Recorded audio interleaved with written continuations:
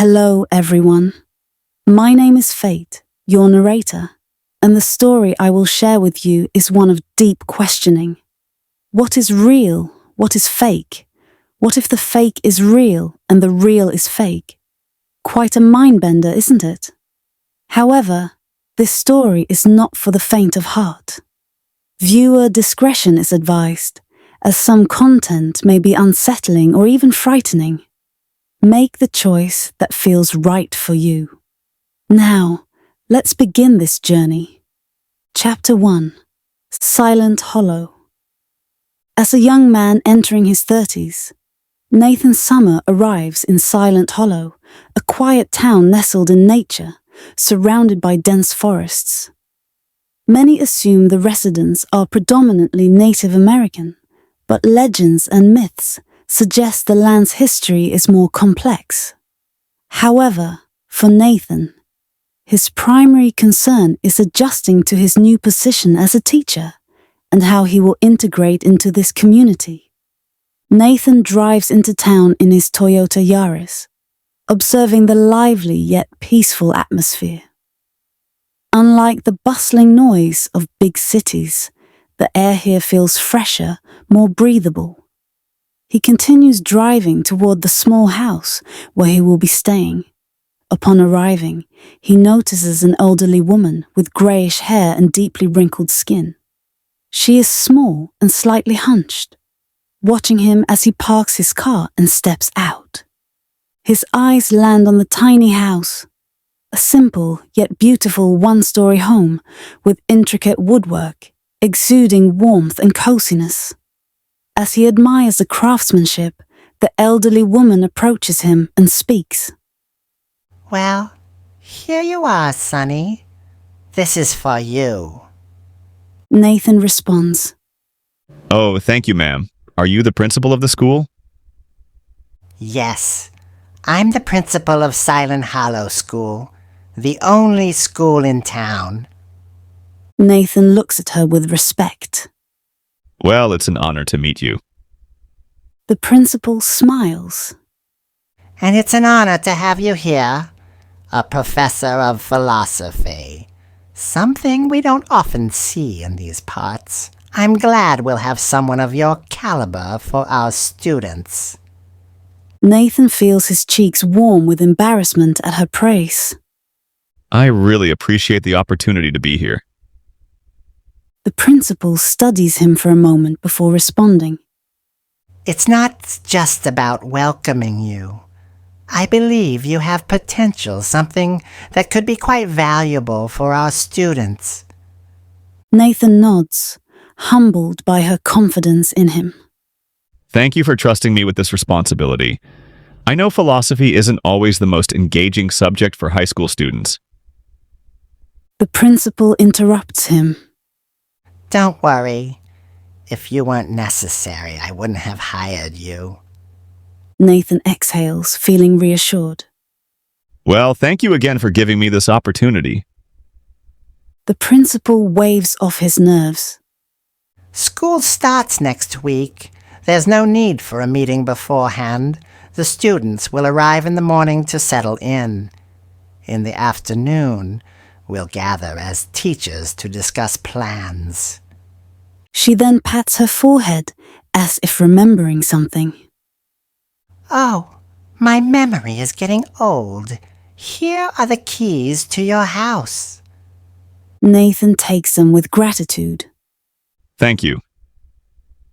Don't worry, Sonny. You're not far from the school. You can walk there, and the town is quite simple to navigate. As she eyes his car with mild disapproval, she turns and walks away. Nathan, left standing in front of his new home, feels a quiet happiness settle over him. Finally, a change in his life. A fresh start. Over the next few days, he settles into his house, familiarizing himself with the town and meeting locals while preparing for the school year. When Monday arrives, Nathan steps onto the school grounds, ready to meet his students. As he stands there, one of the teachers approaches him. An older man, appearing to be in his 50s, approaches Nathan with some papers in hand. He looks at him and says, "Well, are you ready for your class? You're going to be the head teacher for this class." Nathan looks at him in surprise. I'm going to be the head teacher for the class, but I'm just new. The teacher reassures him. "Don't worry. We believe in your skills. We're sure you can take care of them." Nathan nods, feeling a mix of nerves and gratitude. Thank you. Thank you very much. The older man gives him a nod before moving forward, likely heading to his own class. Nathan stands at the door, ready to enter and meet his students. Taking a deep breath, he finally opens the door and greets them. Hello, students. I hope everyone is here and ready for attendance. As he scans the room, he notices that there are only 10 students. Okay, is this everyone? One of the students, a blonde, blue-eyed girl dressed in comfortable jeans and a sweatshirt, speaks up. Yes, sir. This is all of us. We only have 3 classes, and this is everyone. Nathan looks at her, slightly caught off guard. I'm sorry, what's your name? She gives him a small smile. Elizabeth Forrest. Okay, Nathan says, as he checks his list.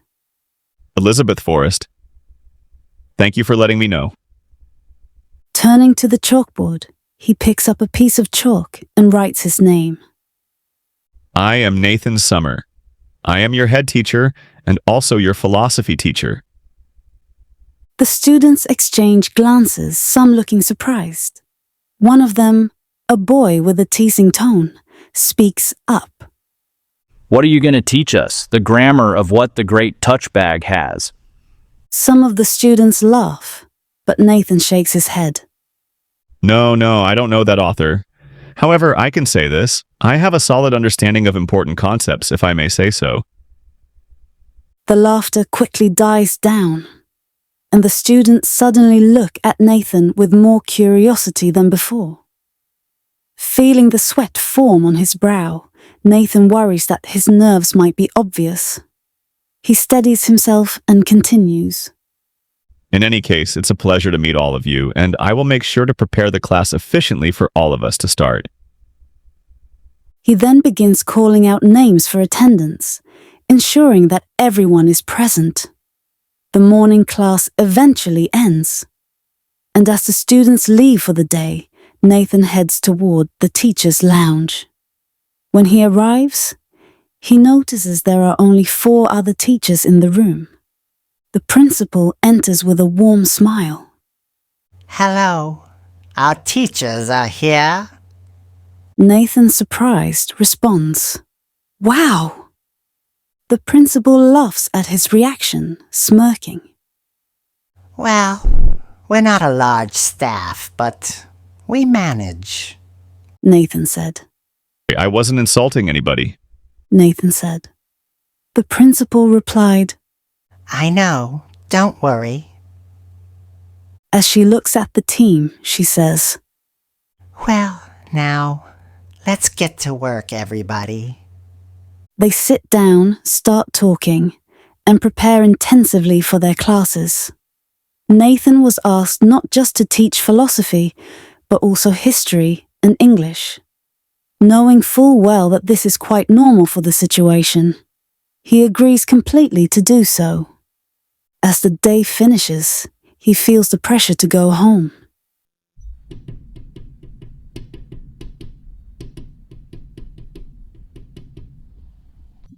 As he leaves, he hears a tapping sound at the window.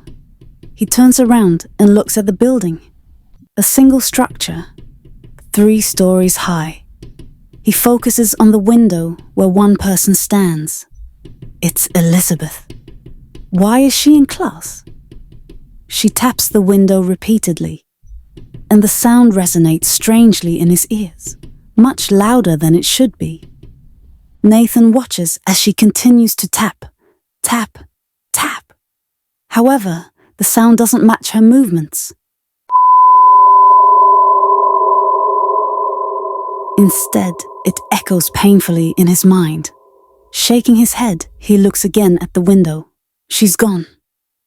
Nathan exhales sharply, trying to steady himself. Well, okay, I'm probably under a lot of stress. Let's go back home. He mutters, shaking his head as he walks away.